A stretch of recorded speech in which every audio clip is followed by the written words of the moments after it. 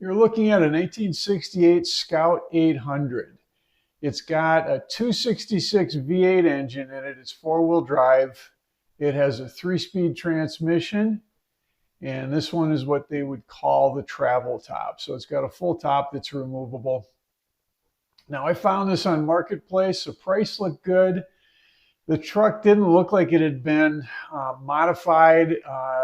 It just looks like it's old and been used, but everything looks to be there. So I think it's a really good starting point for a restoration. So we went down. This was about 45 minutes south of me. So we went down, loaded up, brought it home. When I got home, I couldn't resist pulling the 67 International out, hooking up to the trailer for a quick photo op.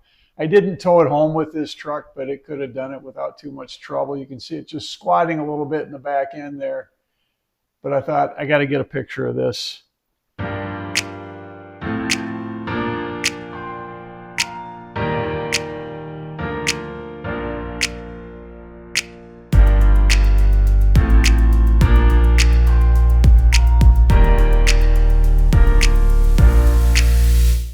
Well, we made it home safe and sound. So let's do a little more of a walkthrough and show you what we've got here.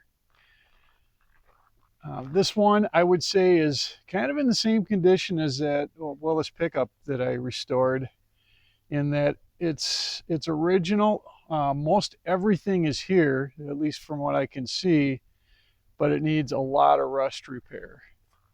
So we'll take a quick walk. First, you can see that this is the original color. I don't think it's been a repaint, but it's cracked, and there's a lot of the white that's just flat out gone. You can see in the back here, the fenders, it looks like it's just primer. So we'll start on the passenger side. The front fender, actually, this front fender looks pretty good, except we've got some rust up here to fix. I think it's savable. Surprisingly, the rockers look decent, and we won't know more until we start really getting into it, but the rockers look pretty good. This door on the passenger side is all dented in right here, and I'm hoping that I can pop that out and at least do a little cleanup on it. We'll see. We'll continue on to this quarter. This quarter is looking rough down low. I mean, we're pretty rusted out at the very bottom, and then we've got some holes in here. I'll show you why I think that is just something that happens with these. I really don't know much about Scouts, but just looking at it, I can take a pretty good guess that they're all going to look like this. We got a dent there on the side and a rust through, another hole up here, and then above that it looks pretty decent. I think the reason this happens is there's like a little, you can see a little cavity between the inner wall. Well, it's a big cavity, and I imagine this is just where all the dirt collects. I don't know why they didn't extend that inner fender out to meet the outer fender, but that's probably why it looks like it does.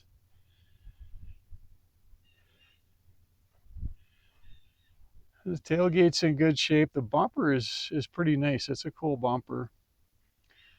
And it's got a spare tire carrier. I'll show you how that works in a minute.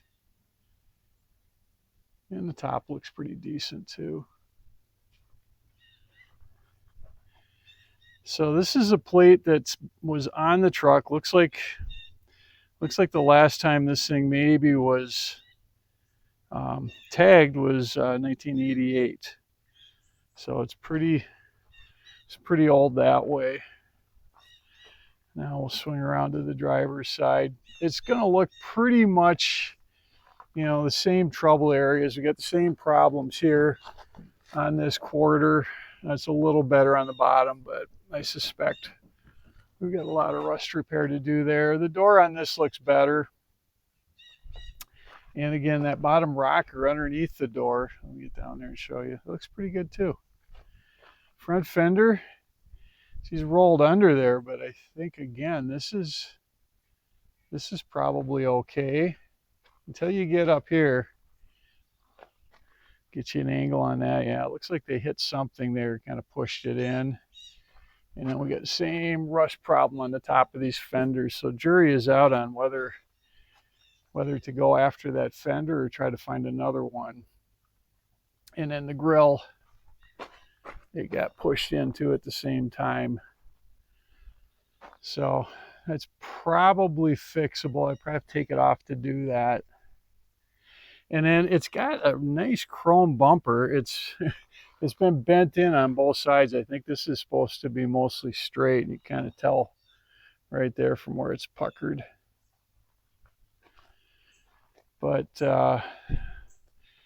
that's it for the most part. Oh, and the only glass it needs is a windshield. There's a crack running right, hand out of the way, right down through there. But otherwise, all the other glass is good on it.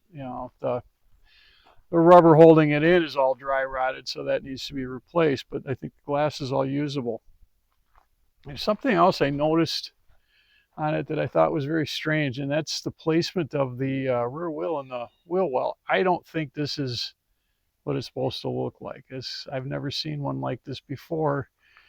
So that's the driver's side. Let's take a peek and see if the passenger side looks the same, and it does. So I got to look into that more. I don't know why it's back that far. I don't know if they, put in some different springs and it just mounted in a funny place. But, we'll dig into that and figure it out. Now, let's take a quick peek at the inside. I'm going to first open up the back here and show you.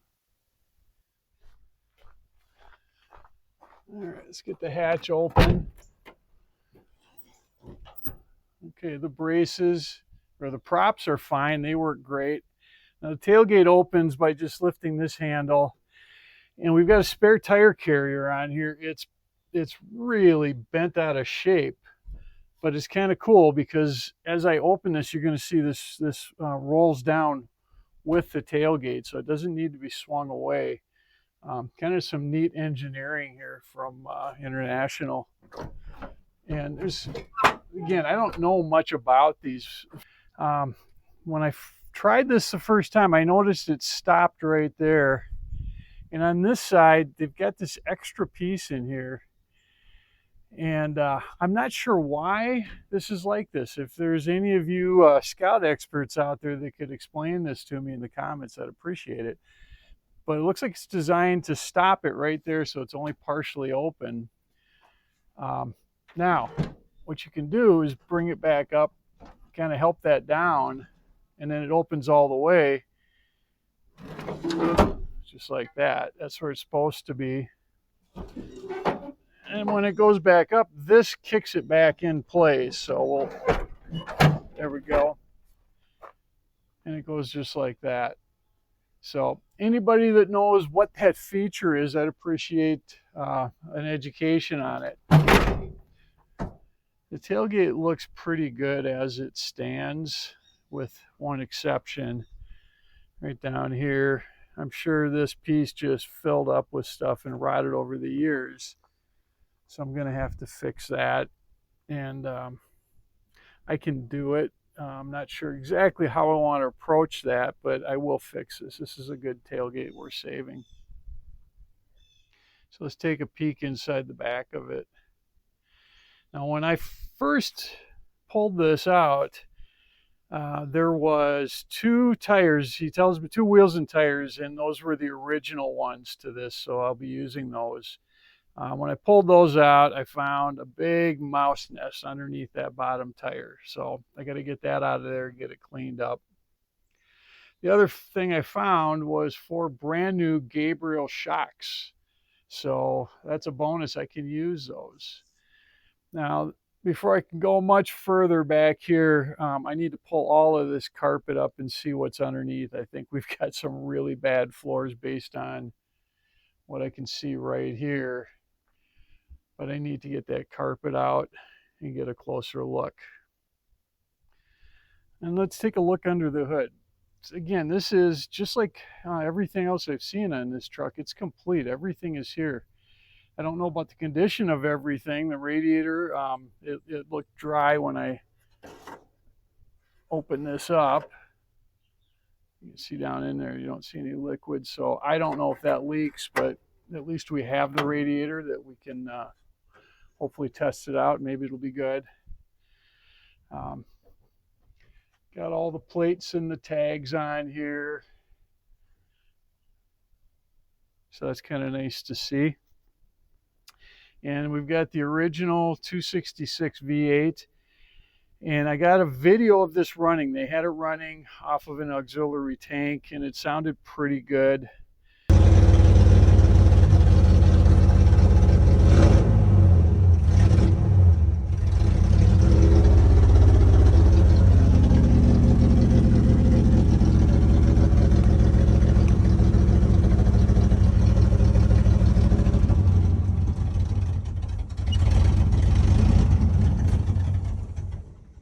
Like a kitten.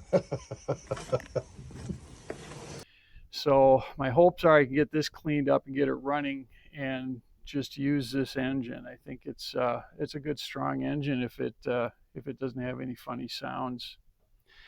And then there's this other thing I noticed out here. There is a power outlet, and I don't understand really what the mechanics are on this thing. Followed the wires, and the wires lead up to the alternator. So I don't know if they somehow have this wired up to, they must wired up to produce AC.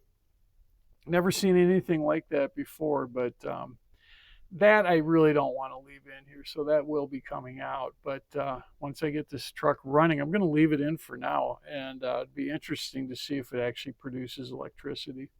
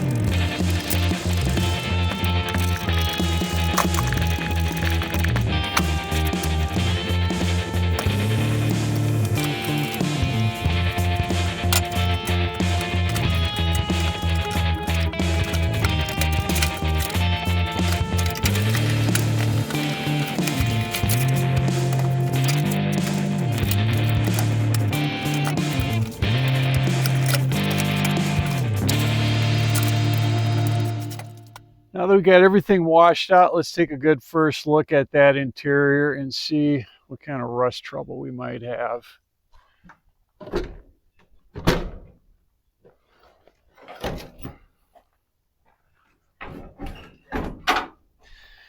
All right, here we go. First look. Now the floor in the back here, there's a gap. It's kind of dark in here, but you can see that dark thing. That's actually a gap. So it's all rusted out right where the floor meets that wheel well. Here you can see it a little better with some light through there, but it comes all the way back. That will need work. And in the very back of the floor too, where it meets this cross member, the floor is gone, and I don't suspect anything. I just see even the cross member itself is in tough shape. That's going to need work. So now we're looking at it from the inside here on the very back wall. And you can see we've got a big gap here between the wheel well and the back panel. And this little piece right here too is all rotted out. The other side is even worse. Nice thing is we get access to all that wiring, no trouble. But I get some pretty serious rust repair to do back here as well. I think that's the extent of it in the back. Let's go around front now. Okay, here we are on the driver's side. I pulled the seats out and everything so we could get a good look at this. Let's see, where do we start here? Let's start in the back. Get this out of the way. As you can see, the floor is rusted away again. It's just free floating right there. Down at the bottom by where the seat pedestal hooks in. That's not connected. Let's see if we can get a good look. And the floor is separated all the way along here. All the way up to the front. And we got some holes up even in the kick panel. And I don't know if I can do this justice. Let's see here. It doesn't show up on film, but this floor actually rises up to where this cab support is, or the body support. So this thing is actually sunk quite a bit. So that's going to need work. And the gas pedal looks real nice, but it's not connected anywhere. There's a plate down there that's supposed to hinge off of this that's completely rusted out. I can fix that because the rest of the pedal looks pretty good. So we can reuse that, but that's going to need work. One other thing I noticed, it's really hard to pick this up, but there's a little sticker on the front that was underneath and a bunch of glue for one of the rubber pads here, but it says quick check, and it's got a whole bunch of different things in here like wipers, and I can't tell what else. Got some dates written on there, 6 something. I can't even read the dates. Probably not showing up here. International Harvester Company, Fort Wayne Works. Too bad I can't save that, but it's kind of cool. Let's flip around to the passenger side next. Now, before we do that, I know earlier I took a shot of this door and told you it was pushed in. You couldn't really see it on the video, but you could see looking down the side here where that door handle, the front of it is pushed way in. So I've got a pretty good kink there. I'm really hoping I can pound that back out. Let's take a look inside though. All right. First thing we see is this big gaping hole in the back again. The floor is done for. And then it comes up along this side. Big hole there. And really the same situation on this side where it rises up quite a ways to this support. So again, gonna need a lot of work on the floors for this.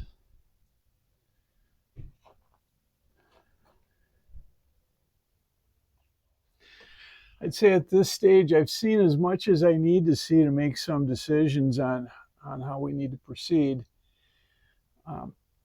Now, first thing is that, yeah, it's a lot of work, but a lot of this is just flat panels. And so it, it can be done without having a lot of fancy body working tools. So I'll buy sheet metal and be able to, fix and or replace a lot of this bad metal fairly easily. It's just a lot of welding. But the other thing that I'm looking at as I look at this thing is the body has to come off the frame. There's just no way to avoid that. And so what I'm thinking is I want to get the body off the frame and maybe make some sort of either a cradle or even a rotisserie so that I can get to the underside easily. The nice thing is the top comes off, so I can remove that.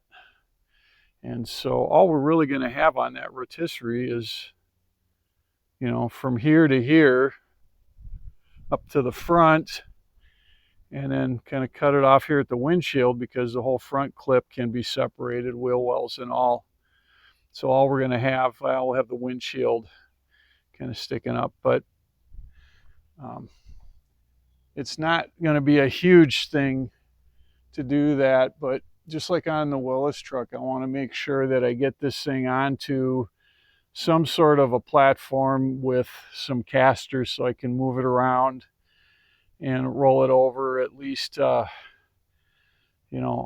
maybe up 90 degrees onto the side and back again. That way I can get access to everything I need access to.